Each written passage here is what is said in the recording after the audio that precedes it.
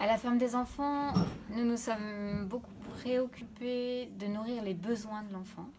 Donc toute la recherche depuis 99 a porté sur la manière dont on peut nourrir les besoins de l'enfant dans le respect de ce qu'il est, dans le respect de ses fonctionnements cognitifs, de son développement, des lois de développement dont il est porteur. Et de fil en aiguille, ça nous amène depuis quelques années à re-questionner aussi les adultes que nous sommes, parce que avec le passage en école démocratique, ce qui est devenu saillant, c'est vraiment qui je suis et à partir de quel endroit à l'intérieur de moi je vais choisir mes activités, je vais contacter mon enthousiasme, je vais contacter mes élans, je vais découvrir petit à petit où sont mes talents, où sont mes passions. Comment accompagner les enfants sur ce chemin-là si nous-mêmes, en tant qu'adultes, nous n'avons pas fait le chemin. Donc, ça nous pousse de plus en plus à être plus cohérents avec nous-mêmes, à faire un retour vers soi, en quelque sorte, pour investiguer ce champ-là, réveiller ce qui s'est endormi à l'intérieur de nous, parce que nous n'avons pas eu ce type d'accompagnement. Nous avons un conditionnement qui nous empêche parfois d'être en contact avec ce qui est vivant et authentique à l'intérieur de nous.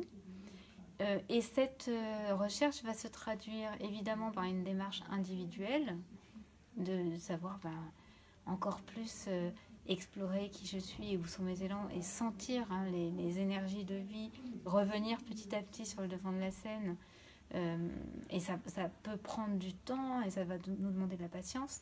Et aussi au niveau organisationnel, au niveau structurel, en ce moment, à la ferme des enfants, nous sommes en train de réfléchir à comment les adultes s'inscrivent dans l'organisation autrement que comme des guides, des enseignants, des éducateurs ou des garants de la structure. Même si cette partie-là va rester opérante et vivante pour les besoins de l'organisation, il y a autre chose qui est en train de naître et qui est comment est-ce qu'on peut nous aussi, à l'intérieur de l'école, chacun, incarner ses passions, incarner nos savoirs, nos savoir-faire, nos compétences, pour qu'elles deviennent visibles. Parce qu'on est dans un monde où le travail pour l'enfant est très peu perceptible. Les parents s'en vont pour travailler, les gens s'enferment dans les bureaux pour travailler. Le travail est comme en quelque sorte clandestin aujourd'hui, alors que là, notre objet, ça serait de le ramener à l'intérieur de l'école. Et non seulement le travail, mais aussi la cohérence de nos comportements.